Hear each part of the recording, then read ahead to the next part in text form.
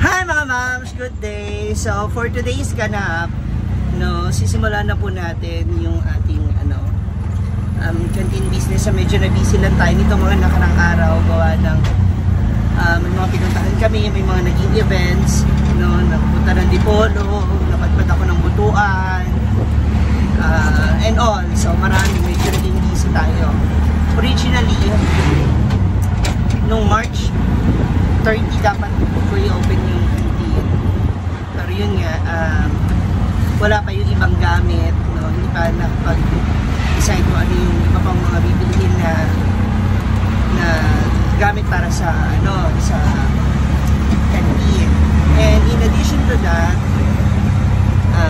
hindi pa kami nagkakasundo nung magbabantay, which is si Ate Vivian, yung nanay ni Gigi. So, ngayon, pumunta ako para makabili ng ibang mga gamit na maaaring gamitin sa canteen. So, isa na dyan yung double burner. Papalitan ko yung double burner doon para na sa ganon maayos na.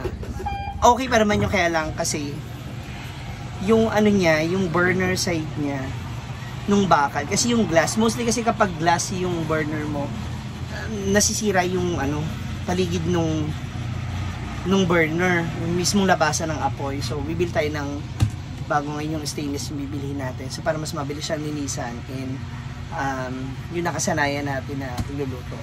Gayun din yung para sa mga eggs, yung dito ng itlog. So, ayan. Samahan ninyo ako. Tingnan natin kung ano yung mga pwede natin magamit o mabili para dun sa itatayo nating kainan or silog sa Hinaguan Farm. Okay. So, yan. Maganda to kasi para kapag longganisa or hotdog ang order, dito isa lang ang lutuan. Para makatipid din tayo sa gas. Bumili ako ng fan kasi dun ba sa bodega. So, ito yung magiging lagayan mo ng, ng bawang, paminta, asin, and sugar. Ito naman na magiging takalan ng kanin. Pwede yan. Ganyan kalaki. So, ang order natin ng kanin ay 15. 15 lang. Hotdog stocks yan. So, kapag may magti-take out, yan ang lagyan. Yes. Yan, dito. Ito. Ako ba? So, meron na tayong baka. Magtitimpla na tayo ng tapa ngayon. Pangit mang ganyan, oy. May ganyan ako. Alin? Ito ba? Ganyan, hindi mo naman sinabi. Magtuklap. Pagbago pa, hindi pa naman. Dito na yung dito yung magiging lagayan. Okay. Ng manok, marinated chicken, pork chop, yung baka, yung mga hotdog, longganisa. Bunga ng tutoy, tutoy. And yan yung pichel. Ano tayo? Ito, pag take out lang to. Ha? Pag take out mag-adis. Pag may kakain. Pwedeng batsa o planggana. Unsa ba? Ano bang trip mo? Ito, bumili akong bago na kasi palitan natin. Ito. Regulator ba? Sira yung regulator. Regulator din yung bibilin. Kasi ito ba, ayan ito po yung sinasabi ko mga moms. Kasi napudpud na. Napudpud na. So, nagpalit na tayo ng ganyan. And regulator. Mamaya, bibili na rin tayo regulator para may bago. Tapos, meron man kung extra gasol. Yung ganyan lang ba? Isa. Ang gawin natin sa gas, ngayong month, or mag-share na lang ako. Kasi every week lang man kami. Mag-share ako sa inyo ng pang ng gas. Sa isang buwan, ilang beses nagpapalit ng gasol? Isang beses sa 2 linggo. Ha? Minsan nga, 1 linggo lang Palaging nagluluto. Minsan, 1 linggo lang. Pero, ubus na yung gas? Pero, 2 linggo talaga. Minsan, pag may event, gano'n, 1 linggo lang. Pag maraming luto. Pag maraming luto. Pag birthday, gano'n, 1 linggo lang yan. Di dapat pala talaga ko. Para maano ko yung consumo ng gas ba? Mostly 2 linggo.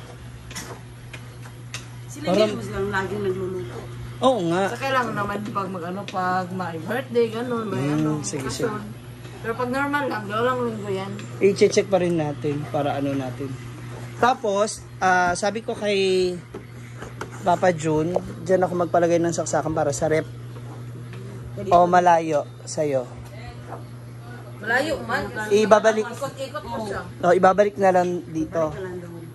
Yung rep. Iusog lang yung freezer. Kasi para ba yung space hindi masikip. Parang kukunin yata ni Mama Sita yung karaoke. Sabi niya kanina sa akin. Yan, gano'n? Anyway, dito, magpalagay rin ng saksakan para sa mga ito. Or kung hindi man, kasi Ano, menu naman nandun, no? hindi pwede, hindi kasi pwede dapat hiwala yung outlet mo ng ref para hindi mataas ang konsumo sa kuryente. Nakaulay yung ref, nakaano yan, EBR, yung iba lang hindi. O yun nga, dyan na lang magpagawa para nandiyan lahat ng appliances. Ano? Oo. Kasi para mas convenient kay Tibibyan kasi kung ganyan. Tapos dito magiging hiwaan na. O, Kasi malapit lang sa tubig. Tubig. Kaya doon. Yeah. Basta ang gagawin mo ate, pagpasok mo, since dito lahat ng yung... Sulod sa plato ang kanong karne. Kasi may freezer na. Hindi, titimplahan na to eh. Dito ilalagay yung manok, yung lahat ng galing sa freezer. So pagpasok mo, ilalabas mo na siya kaagad. Para kung may biglang order, unti-unti na siyang lumalambot. Tapos ibabalik lang siya kapag gabi na. Pag mag-close na tayo. No? I think mag-additional ano tayo rito. 5 pesos for take-out. Depende sa ano, size mo. Ito nga. Malaki ba yan? Silog na. Kasi 5 yung maliit eh. Yung, Di ba yung dito ba, styro 5 yung ganyan. May nabibilang ka ba nun? Maliit. Ito, doble to eh, ganyan. Merong ganyan. Mas 5 maliit. pesos yun sa ano yung pag mag-take out kayo. Yan, mga nasa 8 yan. Ito, pwede kasi natin ito naman. Dito kasi pwede gawin natin dito timplahan ng tapa. So kada isang ganito, yun ang isang para hindi ka na mahirapan. Hindi ka na magtatansya ng sukat. Kumaga nakatimbang na siya, naka-ready na siya. Kami naghahanap kahapon. Ay, anong nakaraan sa Kaya hindi pa kasi kami nakapag-usap. Ang dami rin kasi nag-ano sa utak ko, ate. Ang dami kong... Tapos, yung budget ko, ngayon yung binigay ni Brenda ba sa akin na TF, ito ngayon gagamitin ko dito. Nagtira lang ako para pampadala ko siya. Oo. Tapos, yun nga, nanap ko yung maliit nito. So, para yun na magiging saingan mo. Maliit? Maliit niyan? Oo, may mas maliit pa dyan. Hindi ka itong nandun sa taas kay yung... Para hindi tayo agad-agad mapanisan. Ayun. Kasi kukuha rin ako kay Donna ng bigas kahit alalong muna, 10 lang muna. Hindi ko muna isang sako kasi siyempre tansyahin lang muna natin. Ito, binilang punuin pag saing. Mas maganda kasi yun, te. Promise. Natansya mo. Sa bagay yan, makailang order ka rin dyan. Kasi marami sila. Hindi ka talaga Matagal pa mga saing. Ayan, sige. Ayusin natin yung ibang ano. Tapos bibili ako ng ibang... Oo. Mga kani ang ilagay nito, ba't Marinated kasi. Hindi naman natin agad iano. Kumbaga, kunyari, 5 piraso, 6 na piraso. Bukas, para laging fresh yung ano natin. Hindi natin siya i-stack ng ganong karami. Andito naman yung kay J. Ford. Ang kanyang refreshing tuba color. Punta na natin dito. Ito yung ano, may request ko kay Papa na magpagawa ako ng outlet. Yan pa. Diyan yung, eto na. Bumili akong bagong kalan eh. Kasi pero dito ba? Kanang isang out. Diyan o dito na lang. Sa ba ang pinaka-safe na ano, saksakan. Dapat wag na lang dyan eh. Dapat wag na lang. Ilipat na lang dito lahat yung outlet eh. Para hindi nababangga ba dyan. No? Dito na lang. Hiwalay yung isang ano nung isang ref. Tapos dito pa ba? Pwede ba tayo dito maglagay ng outlet? Pwede. Basta hindi siya mababasa. Maanggian ng basa. Pwede naman lang yun. Maanggian. Huwag ko. Hindi naman maanggian yun. Mataas yung ano eh. Naghanap kasi si Papa na ano. Okay lang pa. Mag-ano pa ba tayo? Light. Saan ang planta dito? Saan galing? Sa solar. Ha? Yung sa solar. Kuryente, hindi po. Hindi yan. May rep. Hindi naman kaya. Mm. Hindi naman kaya yung solar kung buntag, umaga. Dalawang rep. May freezer eh. Peso. Mm. So, ang supply yan, isa na ko. Kantin, di ba? Opo. Ay, ayan din. Kaya? Mm. Tapos dito, maglagay tayo ng saksakan dito, ate. Pwede rin Gusto mo? pang kuan. Sa cellphone. Diyan. Hindi man na mabasa. Basta yung isa pa, isa lang. Oh, dagdagan mo eh. Tig isa sila. Ihiwalay ko rin to si freezer. Oh, wala yan. O, para kunin na lang ito, yung gamitin doon sa tatluhan. Di ito, separate to. O, kaya nga, bibili ako ng isahan lang. Isahan lang na outlet. Sa freezer to, di ba? Opo. Saka isa rin sa ref. Oh, doon ang rep, di ba? Dito na lang. Doon na ilagay rin. Opo.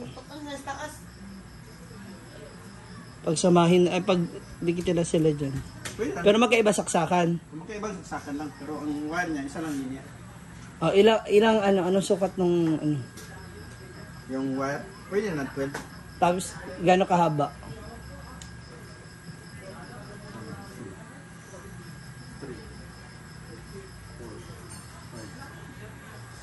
Haba pala yun.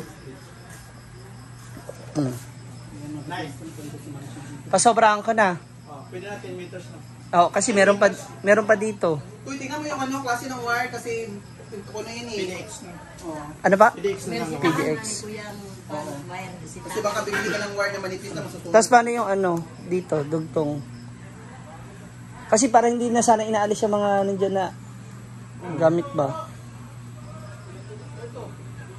Ang biling ko saksakan ganito pa? O yung Kuan, para safe kayo.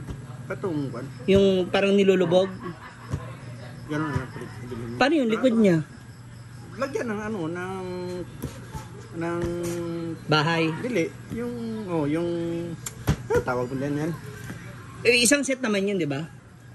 Hindi. Separate yan. Bibili ako nung para sa likod niya. Oh. May box tawag. Yung Yung box box. niya ba, yung orange. Sige po. Junction Yung box. lahi. Utility box. Utility box. Sige. Basta white siya. Para hindi nakaganyan sa kahoy. Parang isang kamo. Naka-frame siya. Para safe. Sige.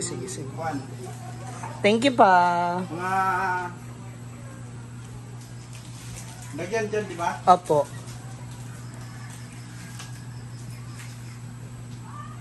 Diba? Lagyan pa dyan, 25 meters na. 25 na. PDX wire. Staple lang na yun. Staple na. Gamit. Yung staple na. Yung white. Simple wire? Yung kana may pako ba? Sige po. Staple wire nga number 1. Okay, sige. Number 1.